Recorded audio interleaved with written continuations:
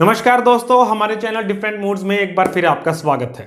दोस्तों, अब से पहले हमने दो वीडियोस डाले हैं जिनमें एनएससी के बारे में और केवीपी के बारे में बहुत डिटेल में हमने डिस्कस किया है और आज का वीडियो पर्टिकुलरली बनाया गया है इन दोनों सेविंग स्कीम्स के अंदर 2021 में क्या डिफरेंसेस हैं और किसके अंदर आपको इन्वेस्टमेंट करना बेहतर रिजल्ट्स दे सकता है। इस सब की चर्चा आज के वीडियो में होगी। अगर आपको डिटेल्स चाहिए हैं केवीपी या एनएससी के तो आप नीचे डिस्क्रिप्शन में जाइए, वहां आपको लिंक मिल जाएगा, उस पर क्लिक करके आप दोनों ही वीडियोस को देख सकते हैं।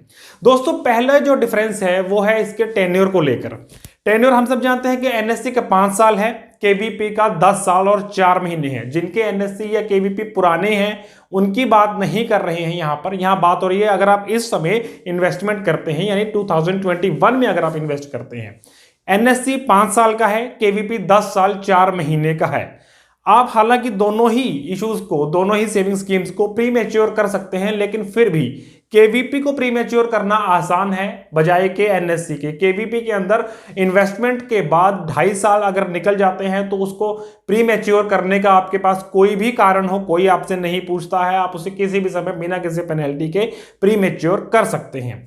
लेकिन एनएससी को प्री मैच्योर करना इतना आसान नहीं है। एनएससी को प्री मैच्योर किया जा सकता है या तो सीवियर मेडिकल कंडीशंस के अंदर, या डेथ के केस के अंदर, या फिर कोर्ट के ऑर्डर हो अगर एनएससी को प्री मैच्योर करने के। इन्हीं 3 कंडीशंस, जिनमें से मेडिकल कंडीशंस जानलेवा हो तभी एनएससी प्री मैच्योर हो सकता है। इसलिए एक ये बड़ा डिफरेंस है कि एनएससी 5 साल और वो केवीपी 10 साल का। अगर बात करें एलिजिबिलिटी की, यानी कि कौन एनएससी और केवीपी को ले सकता है, तो एलिजिबिलिटी के मामले में दोनों में कोई फर्क नहीं है। सिर्फ इंडियन इंडिविजुअल्स के लिए है। कोई एनआरआई, कोई संस्था, कोई एचयूएफ, कोई भी इसको नहीं ले सकता, कोई फॉरेनर नहीं ले सकता। सिर्फ इंडियन इंडिविजुअल्स इसको ले सकते हैं।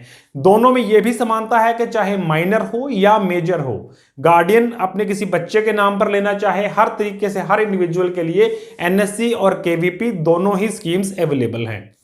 कहां ले सकते हैं अगर इसकी बात करें तो एनएससी को आप सिर्फ पोस्ट ऑफिस में, भारतीय किसी भी पोस्ट ऑफिस में ले सकते हैं। लेकिन केवीपी आपको पोस्ट ऑफिस में तो मिलता ही है, पोस्ट ऑफिस के साथ साथ आपको प्राइवेट बैंक्स और नेशनलाइज्ड बैंक्स में भी मिल जाता है। हालांकि सभी प्राइवेट बैंक्स इसको इशू नहीं करते, लेकिन काफी हद तक बैंक्स में भी केवीपी की अवेलेबिलिटी रहती है। दोस्तों, डिपॉजिट लिमिट्स के बारे में भी दोनों में समानता है। मिनिमम आप एनएससी और केवीपी दोनों के अंदर 1000 रुपए इन्वेस्ट कर सकते हैं और दोनों ही के अंदर मैक्सिमम अमाउंट का कोई लिमिट नहीं है। साथ ही साथ दोनों के अंदर नंबर ऑफ इश्यूज परचेज करने का भी कोई लिमिट नहीं है। मतलब कहने का कि लाख, 2 लाख, 4 लाख, 50 लाख अमाउंट वाइज भी आप जितना मर्जी इन्वेस्ट कीजिए और बार बार, एक बार आपने इन्वेस्टमेंट कर दिया, 2 महीने बाद फिर, 3 महीने बाद फिर, अगले दिन फिर, जितनी बार चाहें उतनी बार साइमल्टेनियसली आप इन दोनों ही के अंदर इन्वेस्टमेंट कर सकते हैं। एनएससी लिया है तो केवीपी ले सकते हैं, केवीपी लिया हुआ है तो भी एनएससी ले सकते हैं। किसी किस्म से कोई इस पे रेस्ट्रिक्शन नहीं है। मेन जो अगला पॉइंट है रेट ऑफ इंटरेस्ट का, जो किसी भी सेविंग स्कीम में मोस्ट अट्रैक्शन का पॉइंट होता है, एनएससी का रेट ऑफ इंटरेस्ट इस समय 6.80% चल रहा है, केवीपी का 6.90% चल रहा है। हालांकि दोनों के अंदर कोई खास डिफरेंस नहीं है। एनएससी पहले हाफ ईयरली कंपाउंडेड होता था, लेकिन अब जो इशू है उसके इंटरेस्ट रेट को भी ईयरली कंपाउंडेड करके आपको रिजल्ट्स उसके दिए जाएंगे। यानी 0.10% का ही दोनों के अंदर फर्क है और दोनों में यह समानता भी है कि एक बार जिस रेट के ऊपर आपने इन्वेस्ट कर दिया, दोनों का रेट ऑफ इंटरेस्ट आने वाले 5 साल या केवीपी के केस में आने वाले 10 साल 4 महीने तक फिक्स रहेगा। इंटरेस्ट रेट घटे या बढ़े, आपको उससे कोई फर्क नहीं पड़ेगा। दोनों ही के अंदर लोन की फैसिलिटी अवेलेबल है। एनएससी को भी, केवीपी को भी आप कोलेटरल सिक्योरिटी के रूप में रखकर बैंक से लोन ले सकते हैं। दोस्तों, अकाउंट अगर आपको ट्रांसफर करना पड़ता है, एनएससी जैसे कि सिर्फ पोस्ट ऑफिस में ही मिलते हैं, तो आप एक पोस्ट ऑफिस से दूसरे पोस्ट ऑफिस में ट्रांसफर कर सकते हैं। हालांकि इसकी जरूरत भी नहीं पड़ती है, लेकिन फिर भी एक ऑप्शन आपको दिया जाता है। लेकिन अगर आपको पर्सन टू पर्सन ट्रांसफर करना है, यानी एक इंडिविजुअल के नाम से दूसरे इंडिविजुअल के नाम पर ट्रांसफर करना है, तो एनएससी को आप एनएससी के फुल टेन्योर के अंदर, यानी 5 साल के अंदर सिर्फ एक बार इस तरह से ट्रांसफर कर सकते हैं। Post office to post office आप जितनी बार चाहे ट्रांसफर करें, लेकिन पर्सन टू पर्सन अगर आपको ट्रांसफर करना है तो एनएससी के लाइफ टाइम के अंदर आप उसे सिर्फ एक बार ट्रांसफर कर पाएंगे। जबकि केवीपी को आप पोस्ट ऑफिस से बैंक में ट्रांसफर कर सकते हैं, बैंक से पोस्ट ऑफिस में ट्रांसफर कर सकते हैं, एक पर्सन से दूसरे पर्सन के नाम पर भी ट्रांसफर कर सकते हैं और इस ट्रांसफर की भी यहां कोई लिमिट नहीं है। एनएससी के अंदर एक बार पर्सन टू पर्सन, केवीपी के अंदर unlimited time person to person transfer किया जा सकता है।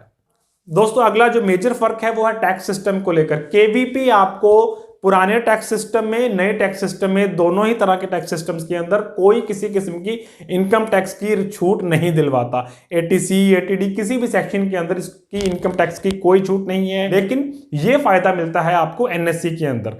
एनएससी के अंदर जो आप इन्वेस्टमेंट करते हैं वो एटीसी के अंदर एलिजिबल है। 1.5 लाख रुपए तक की इन्वेस्टमेंट आपको इनकम टैक्स में छूट दिलवा सकती है, और उस पर जो ब्याज आपको मिलता है वो भी पहले 4 साल का ब्याज आपका टैक्स फ्री है, 5वें साल का जो ब्याज है वही सिर्फ टैक्सेबल होता है। दोस्तों अगर इनकम टैक्स की बात करें तब एनएससी में बहुत फायदा नजर आता है। अगर आपने एटीसी कहीं और अवेल किया है, आपने पीपीएफ में, सुकन्या समृद्धि अकाउंट में कहीं पैसा लगाया है और फुल 1.5 लाख रुपया जमा करवा चुके हैं उसके अंदर, तब शायद आपको एनएससी उतना अट्रैक्टिव ना लगे, तब आपको 6.90% केवीपी के अंदर लेना बेहतर लगेगा। लेकिन अगर आपने एटीसी की छूट कहीं और नहीं ली है, तब हर हाल में इंटरेस्ट रेट कम होने के बावजूद भी आपके लिए एनएससी ही बेहतर है, क्योंकि आपको टैक्स के अंदर बहुत सारी छूट वो दिलवाता है, जो केवीपी के 6.90% इंटरेस्ट के बावजूद उसके रिजल्ट्स जो एनएससी के हैं उससे बेटर आपको प्रोड्यूस करके वो देगा। दोस्तों जो लोग भी लॉक इन 10 साल का रख सकते हैं उनके लिए डेफिनेटली केवीपी बेटर है, क्योंकि एक घटते इंटरेस्ट रेट्स के दौर के अंदर केवीपी के अंदर आपका इंटरेस्ट लॉक हो जाता है श्योर शॉट। आने वाले 10 साल 4 महीने तक आपको केवीपी के अंदर फुल 6.90% इंटरेस्ट रेट मिलता रहेगा। दोस्तों ये था आज का एनएससी और केवीपी का कंपैरिजन। एक सीरीज शुरू की गई है जिसमें हम हर दूसरे तीसरे दिन आपके लिए किन्हीं भी मेजर सेविंग स्कीम्स का कंपैरिजन लेकर आएंगे। अगर आप भी किन्हीं सेविंग स्कीम्स के अंदर कंपैरिजन करवाना चाहते हैं तो हमें जरूर कमेंट बॉक्स में लिखें, हम यथासंभव उसकी वीडियो जरूर बनाएंगे। रूल ऑफ 72 बड़ा इंटरेस्टिंग है, जिसमें आप अपने पैसे को डबल करने की एक ट्रिक जान सकते हैं। पिछला वीडियो हमारा इसी के ऊपर था, उसे जाकर जरूर देखिएगा। वीडियो को लाइक करें, चैनल को सब्सक्राइब करें, देखते रहें डिफरेंट मूड्स। Thank you.